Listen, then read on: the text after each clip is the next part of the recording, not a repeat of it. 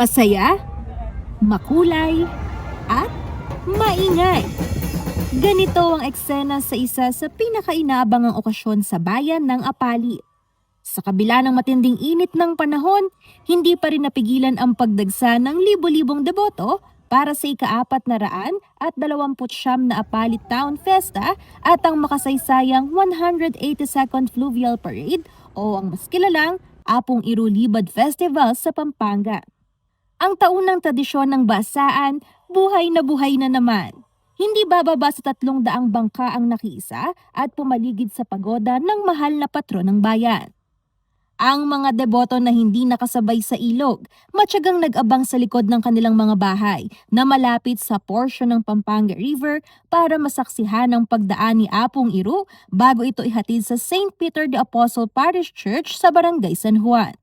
Ayon kay Mayor June Tatangco, bahagi na ng pagkakakilanlan ng mga Apaliteño ang mas malalim na debosyon kay Apong Iru, kaya kahit nasaan man sulok ng mundo ay umuuwi talaga sila para makaisa sa taunang selebrasyon.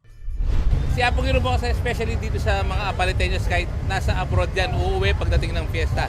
Ganun po yung faith nila dito sa ating mahal na patron. Para sa marami, ang libad ay hindi lang basta isang kasiyahan. Ito ay kwento ng mga nasagot na panalangin, gaya na lamang ni Aling Liwayway Lakap na dinala ang kanyang panata dahil sa isang napakalaking milagro sa kanyang pamilya.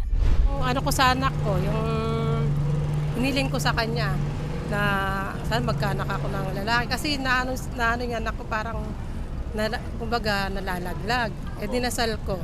Sabi ko, kaya Apong Iru, binigay naman niya. Sabi gusto ko lalaki kasi babae na yung anak ko. Ay, yung binigay niya. Kaya nabes sa akin si Apong Iru. At kung may mga tao na taon na ang binibilang sa debosyon, mayroon ding mga first-timer tulad ni Sister Wenny na dumayo pa mula Bulacan. Okay naman po. Masaya. Opo, first time po. Maging healthy po yung katawan ko, yung aking mga mahal sa buhay. Pero ang pinakatumatak ngayong taon, ang malaking partisipasyon ng mga kabataan sa mga aktibidad ng pista. Ayon kay Tatangco, mahalaga ang papel nila sa pagpapatuloy ng mayamang kultura at tradisyon ng Apalit. Kung napansin nyo yung lahat ng programs nung last week, puro mga kabataan na yung nag-spearhead. No? So, from street dancing to pati yung mga cooking fest natin, puro kabataan na po.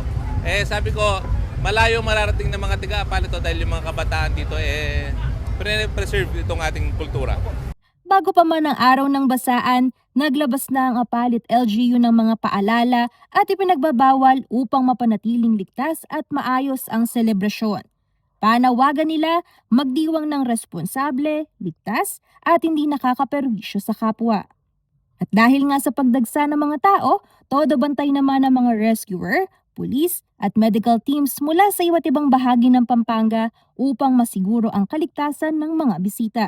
Nakatakdang magtapos ang kapistahan sa darating na Martes, June 30, kung saan muling idadaan sa ilog si Apong Iru para ihatid sa kanyang tahanan sa Barangay Kapalangan. Kasama si Raymond Tasoy, Angelica Cara, CLTV 36 News.